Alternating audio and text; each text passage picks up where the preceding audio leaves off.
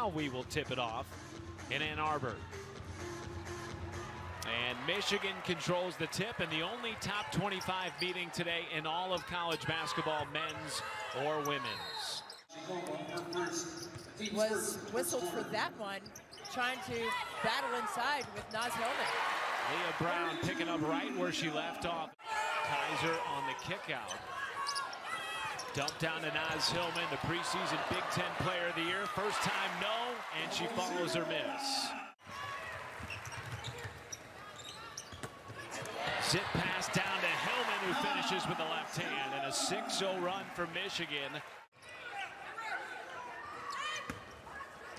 Kaiser in the post through contact and got the baby hook to go. And gets situated right there, and you can't do anything about it. Ricky Harris tries a three and puts it in, and that ends an 0 for 6 start for Ohio State. Just like you said, 85 points per game, shooting 49%. A better job there by Ohio State getting back in transition and denying a touch to Hillmon. Kateri Poole taking it coast to coast through contact. And even Indiana, who advanced to the Elite Eight. So they are looking for a signature win, especially in conference play, with 5 teams in the top 25. 2-on-1 the other way, and Hillmon gives it up to Leah Brown. Watch right here. Naz Hillmon is going to be the initiator on the offensive end with the sweet bounce pass in transition to Leah Brown. And on the other side, you have J.C. Sheldon knocking in a... Working off one another. We usually see it going the other way, though, but I like that. Point forward, Naz Hillmon. We'd love to see that, too. In both games last year.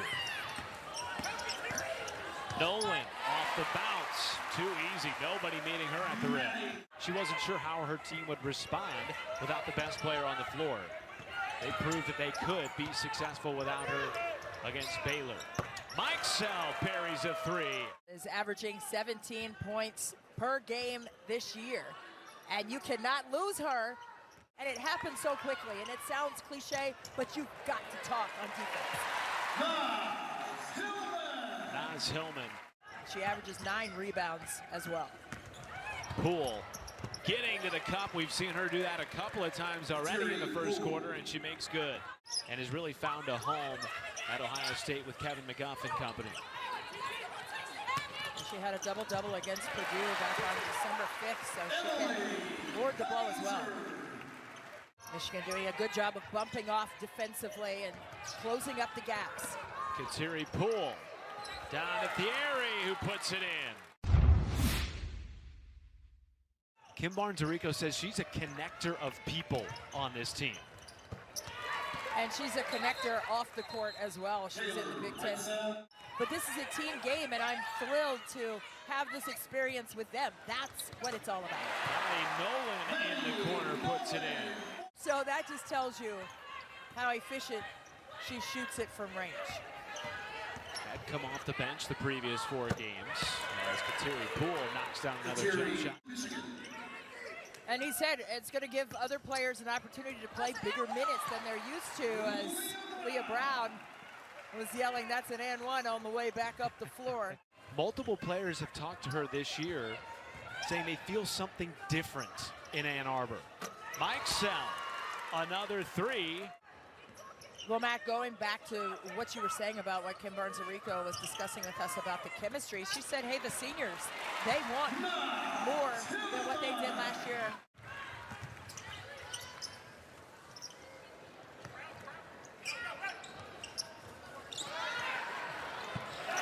Cameron Williams makes good on the entry pass. Not to mention the fact that Mikolashikova is averaging 12 points per game. And she's been a really good rebounder. Really have to credit the way Ohio State bounced back from trailing 8-0 to start. Leah Brown, just an assassin with the basketball in her hands.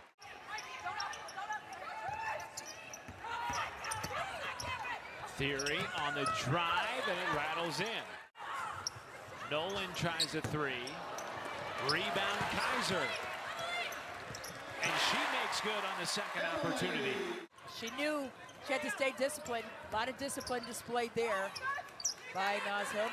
And she finds an open Leah Brown on the other end, and Brown tees up a triple. 7-0 run for Michigan, and the Wolverines have their largest lead of the game. Hillmon underneath. Too easy off the window. You'd love it. That's the great energy that Leah Brown brings to the game. Harris.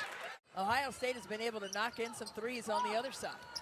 Michigan shooting 50% from the floor, and it's because of looks like that. Another pin touch and points for Michigan.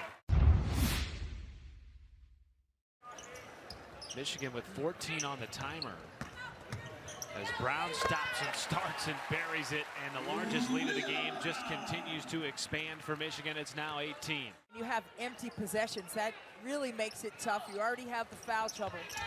Leah Brown is in her bag. Kaiser bodying Poole in the post, creating space, and the post dominance continues for the Wolverines. And finish with that reversal down there. That was a tough bucket. And a needed basket the other way for J.C. Sheldon. That stops a 13-0 run. Right back into the post. Kaiser around Sheldon. Can I just tell you that Emily Kaiser is such a great complementary player on the interior for Naz Hillmon. They haven't had that stability. Yeah. We've got to take it away. I mean, Kevin McGuff told us we've got to put pressure on the basketball, and a 1.7 assist to turnover ratio. I mean, she was just an efficient playmaker that they sorely missed for sure with that knee injury. And she pulls it back out. Mike Sell off the window. They've been all over the offensive glass as well. Mikolashikova gets a second opportunity. J.C. Sheldon, no. Mike Sell a third chance, and she makes good. Because of the foul issues. Coupled with the short bench, it's left Ohio State without many options. And now here comes Ricky Harris. Final 2 minutes of the third quarter. Sheldon in transition. She buries it. Sheldon in double figures. Harris finds Mike Sell on the bounce pass. Here come the Buckeyes. Maybe trying to exploit the short bench of Ohio State. 5 to shoot. And that'll count. And the basket for Stuck. I think you have to also give credit to their defensive prowess as well. They have been really commanding on the defensive side. They made their last 3 buckets. There's Sheldon creating another turnover. Back-to-back baskets for J.C. Sheldon. We love to see that. I mean, it's night in and night out. You have to come prepared mentally and physically to battle it out. No question. I mean, just under 8 rebounds a game for Emily Kaiser, just under 10 points a game as well.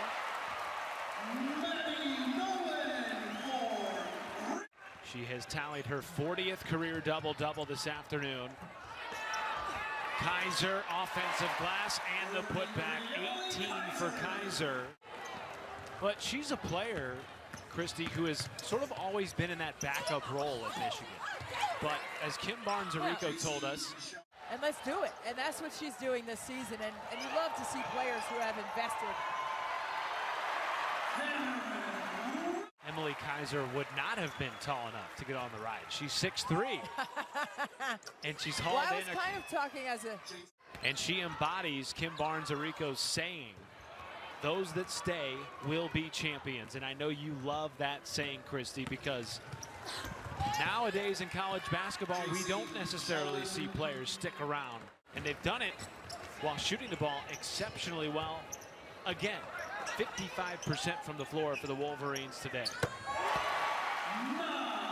But that has been the difference. They have just been able to make shots and get the stops necessary to play at the pace that they want.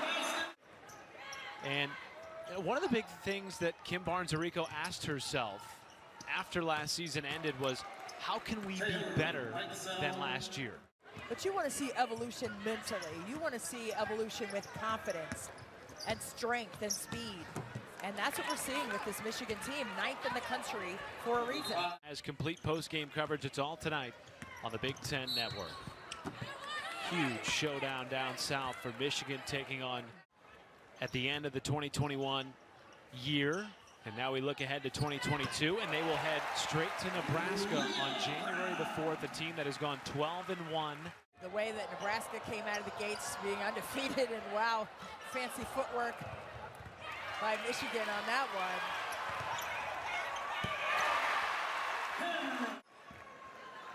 Well, it was a maze out. Everyone has on the yellow, and Chrysler is definitely rocking, and they are excited about getting a home win. You got to take care of home in Big Ten play.